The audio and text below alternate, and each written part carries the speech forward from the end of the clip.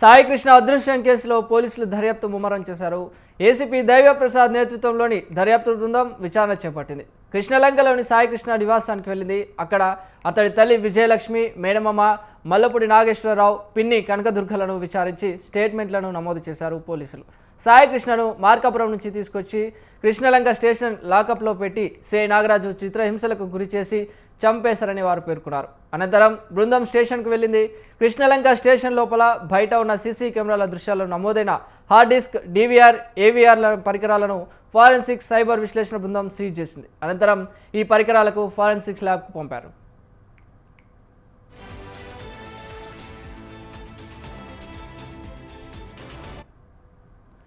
Right, ఈ అంశంపైన మరింత సమాచారాన్ని మా ప్రతినిధి శ్రీనివాస్ లైవ్ ద్వారా అందిస్తారు. శ్రీనివాస్,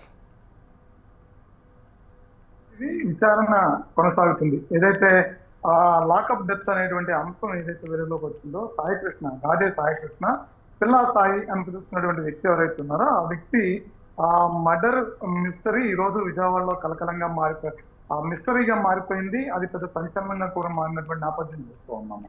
అయితే మొదటిగా ఈ కేసు అతను మార్కాపురం నుంచి మార్కాపురంలో జొమాటో వేస్తూ ఫ్రెండ్ రూమ్ లో ఉంటున్నాడు అని చెప్పని పోలీసులు తెలుసుకున్న సమాచారం ప్రకారం అతన్ని విజయవాడ తీసుకొచ్చారు అని చెప్తున్నారు. అయితే విజయవాడ కృష్ణలంక పోలీస్ స్టేషన్ తీసుకొచ్చారా, లేదు అంటే కనుక టాస్క్ ఫోర్స్ పోలీస్ స్టేషన్ తీసుకెళ్లారా, లేదు అంటే కనుక ఆరోపణల నేపథ్యంలో, అంటే ఏదైతే ఆరోపణలు వినిపిస్తూ ఉన్నాయో ఆ మిస్టరీకి సంబంధించి ఆరోపణలు ఏవైతే వినిపిస్తున్నాయో దానికి సంబంధించి ఆ విజయవాడలో ఉన్నటువంటి ఒక ప్రముఖ హోటల్, రమేష్ హాస్పిటల్ పక్కన ఉన్నటువంటి ఒక ప్రముఖ హోటల్ కి సంబంధించిన హోటల్లో ఉంచి అక్కడే విచారణ చేశారా, అక్కడే అతన్ని తీవ్రంగా కొట్టారు. ఆ తర్వాత అక్కడి నుంచి అతన్ని ప్రజా వైద్యశాలకు తీసుకెళ్లారు. అక్కడి నుంచి మళ్ళీ తిరిగి ఆ మణిపాల్ హాస్పిటల్ తీసుకెళ్లారు. మణిపాల్ హాస్పిటల్ నుంచి మళ్ళీ తిరిగి హోటల్ రూమ్ తీసుకొచ్చారు. అక్కడ అతనికి ట్రీట్మెంట్ చేశారు. 2 రోజులు ఆర్ఎంపీ డాక్టర్ ట్రీట్మెంట్ చేశాడు. ఆ ట్రీట్మెంట్ కూడా వికటించక అతను 2 రోజుల తర్వాత చనిపోయాడు. అది 23-24 చనిపోయాడు అని చెప్పి అనేది ఇప్పటి వరకు ఉన్నటువంటి ప్రధాన ఆరోపణలు. ఇందులో భాగంగా హోటల్ రూమ్ కూడా సి నాగరాజే బుక్ చేస్తాడు అనేది కూడా ఒక ప్రధాన ఆరోపణ వినిపిస్తుంది. అయితే ఈ ఆరోపణలన్నిటికీ కూడా ఇప్పటి వరకు ఉన్నటువంటి ఆరోపణలన్నిటికి సంబంధించి పూర్తి ఆధారాలు ఎక్కడా కూడా ఇంతవరకు ఇటు మీడియాకి కానీ, అదే విధంగా ఇటు పోలీసులు కానీ బయట పెట్టడం ఎక్కడా జరగలేదు. మీడియా కూడా ఇంతవరకు అన్ని ఆరోపణలు, ఇటు వాళ్ళ కుటుంబ సభ్యులు చేస్తున్న ఆరోపణల నేపథ్యంలోనే అన్ని కథనాలు కూడా వెలువడుతున్న నేపథ్యం చూస్తుంది. అయితే నిన్న ముఖ్యమంత్రి చంద్రబాబు కూడా ఎవరైతే ఈ గాదే సాయి కృష్ణ అంటున్నారో, పిల్ల సాయి అంటున్నారో, వాళ్ళ తల్లి కూడా కలవడం జరిగింది, వాళ్ళ కుటుంబ సభ్యులు కూడా కలవడం జరిగింది. నిన్న చాలా సంఘటనలు కూడా విజయవాడలో జరుగుతున్నటువంటి వరుస సంఘటనలకు సంబంధించినటువంటి పోలీసు పక్కన దర్యాప్తు జరుగుతుంది. మొన్న నైటే నాగరాజు మీద మర్డర్ కేసుతో పాటు అనేక సెక్షన్లతో కూడినటువంటి కేసులు కూడా నమోదు చేశారు. దానికి సంబంధించినటువంటి విచారణ కూడా కంటిన్యూ అవుతుంది. నాగరాజును కూడా అరెస్ట్ చేసి రిమాండ్ చేస్తామని చెప్పని కూడా ఇప్పటికే పోలీసులు చెప్తున్నటువంటి పరిస్థితి కనిపిస్తుంది. అదే నేపథ్యంలో చూస్తే టాస్క్ ఫోర్స్ దీనికి సంబంధించి ఏసీపీ అధికారి బృందం కూడా కుటుంబ సభ్యుల్ని కలవటం, వాళ్ళ దగ్గర నుంచి రిటర్న్ గా స్టేట్మెంట్స్ అన్ని కూడా తీసుకున్నటువంటి పరిస్థితి ఉంది. ఆ తర్వాత ఇటు కృష్ణలంక పోలీస్ స్టేషన్ కి క్లూస్ టీమ్ వెళ్ళటం, అక్కడ నుంచి సీసీ కెమెరాలకు సంబంధించినటువంటి ఏదైతే డివిఆర్, ఏవిఆర్లతో పాటు కావాల్సిన టెక్నికల్ ఎవిడెన్స్ ఏదైతే ఉందో ఆ ఎవిడెన్స్ కూడా కలెక్ట్ చేసినటువంటి పరిస్థితి చూస్తున్నాం. అయితే ఆ ఎవిడెన్స్ అంతా కూడా ఇటు ఫారెనిక్స్ ల్యాబ్ పంపడం, అది కాకుండా ఇక్కడ ఏదైతే ఏలు ముద్రలకు సంబంధించిన ఫారెనిక్స్ ల్యాబ్ పంపించేటువంటి పరిస్థితి కనిపిస్తుంది. అయితే పిల్లా సాయి విషయంలో ఇంకొక సంఘటన కూడా ఒకటి వెలుగులోకి వచ్చినట్టు కనిపిస్తుంది. అతన్ని అనాథ శవంగా కూడా చిత్రీకరించి నాగరాజు ఇటు కార్పొరేషన్ కి సంబంధించిన ఎలక్ట్రికల్ ఏదైతే ఉంటుందో దానిలో ద్వారా దానం చేసేసారు, ఎలక్ట్రికల్ దానం చేసేది ఏదైతే ఉంటుందో దాని ద్వారా దానం చేశారనేటువంటి ఒక ఆరోపణ కూడా ప్రధానంగా వెలుగులోకి వచ్చినటువంటి పరిస్థితి కనిపిస్తుంది. ఎలా అతని ఆ విజయవాడ బస్ స్టాండ్ లో ఉన్నటువంటి ప్లాట్ఫామ్ నెంబర్ 43 దగ్గర అతను పడుకోబెట్టి అనాథవంగా ఐడెంటిఫై చేసి ఆ పర్సన్ గా ఐడెంటిఫై చేసి ఐడెంటిఫై చేసిన తర్వాత అతను హృదయాన్ని తగలబెట్టారు. ఐడెంటిఫై సర్టిఫై చేసింది కూడా నాగరాజే అనేది మాత్రం ఒక ఆరోపణ వినిపిస్తూ ఉంది.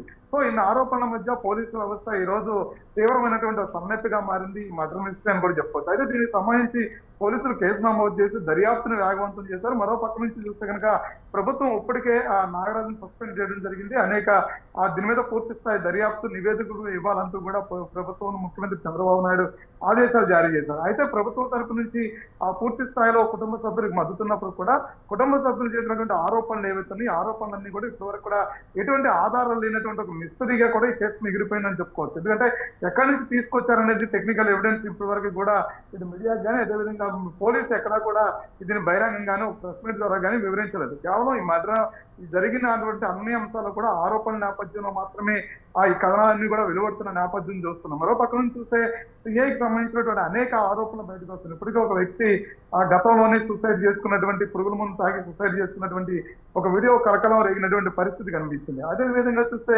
కొన్ని కేసుల్లో కొంతమంది పోలీసులు నాగరాజుతో సహకరిస్తున్నారని, కొన్ని ప్రాంతాలని ఎంచుకుని ఆ ప్రాంతాల్లో మనీ ట్రాన్సాక్షన్ జరుగుతుందని, పీటీ వారెంట్స్ ఇవన్నీ కూడా తప్పుడు కేసులు పెడుతూ ఉంటారని, అదేవిధంగా పిట్టి కేసులు పెట్టి పెద్ద కేసులో కూడా పిట్టి కేసులు పెట్టి డబ్బులు తీసుకుని వాళ్ళని తప్పిస్తారని చెప్పని వాటికి కొన్ని ప్రాంతాలను అడ్డాగా వాడుకుంటున్నారని, దానికి అశోక్ అనేటువంటి వ్యక్తి, నాని అనేటువంటి ఇంకొక కానిస్టేబుల్, ఒక హెడ్ కానిస్టేబుల్, ఇలాగా ఆయనకి సిబ్బంది ఎవరైతే ఉన్నారో ఆ సిబ్బంది అంతా కూడా ఆయన సహకరిస్తున్నారని ఇలాంటివన్నీ ఆరోపణలు. అయితే కొన్ని స్క్రీన్ షాట్స్ కూడా ఈ రోజు బయటికి రావడం జరిగింది.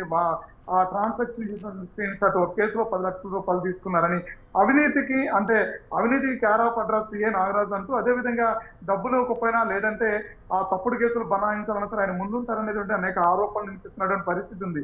సో ఈ నేపథ్యంలో ఇంతవరకు కూడా దీన్ని ఖండిస్తూనో, లేదు అంటే కనుక ఈ ఆరోపణలన్నీ అవాస్తవాలని చెప్తూనో ఇప్పటి వరకు కూడా ఒక మీడియా సమావేశం కూడా పోలీస్ శాఖ నుంచి నిర్వహించినటువంటి పరిస్థితి లేదు. అయితే దీనికి సంబంధించి ప్రస్తుత ప్రభుత్వం తరపు నుంచి కూడా పెద్దగా ఎవరో స్పందించలేనటువంటి పరిస్థితి ఉంది. అయితే రాష్ట్ర హోమ్ మినిస్టర్ కూడా దీని మీద పూర్తి స్థాయిలో స్పందించలేనటువంటి పరిస్థితి కనిపిస్తుంది. మరో పక్క నుంచి చూస్తే కనుక ప్రతిపక్ష పార్టీ పూర్తిగా దీన్ని ఒక రాజకీయ వేదికగా వాడుకుంటున్నటువంటి పరిస్థితి కనిపిస్తుంది. జగన్మోహన్ రెడ్డి ఇప్పటికే ఆ కుటుంబాన్ని పరామర్శించడం, అన్ని విధాలుగా అండగా ఉంటామంతో దీని మీద ఉద్యమం చేపట్టి పూర్తి స్థాయిలో నాగరాజు మీద, అదేవిధంగా సిపి ఎవరైతే ఉన్నారో విజయవాడ సిపి మీద కూడా చర్యలు తీసుకోవాలి. అదేవిధంగా ఆంధ్రప్రదేశ్ డీజీపీ ఎవరైతే ఉన్నారో ఆయన కూడా దీనికి బాధ్యత వహించాలంటూ కూడా ఇప్పటికే ప్రతిపక్షాల నుంచి డిమాండ్ వినిపిస్తుంది. అంతేకాకుండా ఇటు వామపక్ష లెఫ్ట్ పార్టీ నుంచి కూడా వెళ్ళి ఆ కుటుంబ సభ్యులను కలిసినటువంటి పరిస్థితి, వాళ్ళని ఓదార్చి ధైర్యం చెప్తున్నటువంటి పరిస్థితి ఉంది. ఒక పక్క నుంచి రాజకీయ కోణం కూడా ఉంది. మరో పక్క నుంచి చూస్తే కనుక ఎవరైతే ఈ పిల్లా సాయి, గాదే సాయి కృష్ణ అంటున్నారో అతని మీద ఇప్పటికే దాదాపుగా 23 కేసులు ఉన్నాయి. అతను 13వ ఏట నుంచి కూడా పూర్తి స్థాయిలో ఇంకా అంటే సోషల్ ఎలిమెంట్ గా తయారయ్యాడు. అతను అనేక కేసులు ఉన్నాయి.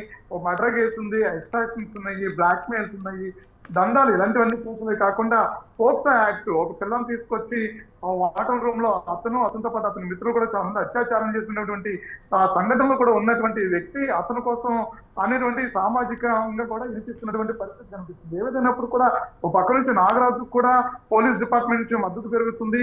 అదేవిధంగా కొంతమంది నోటర్లుగా ఆలోచించేటువంటి ప్రజల నుంచి నాగరాజు కూడా మద్దతు జరుగుతుంది. మరో పక్క నుంచి చూస్తే కనుక మీడియాలో నాగరాజు పైన అత్యంత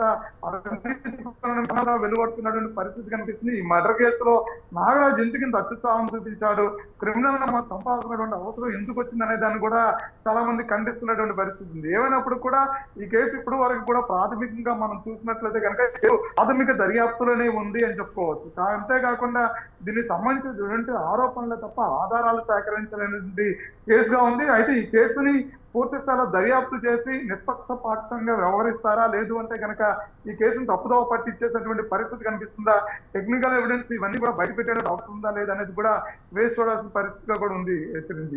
రైట్, థ్యాంక్ యూ శ్రీనివాస్.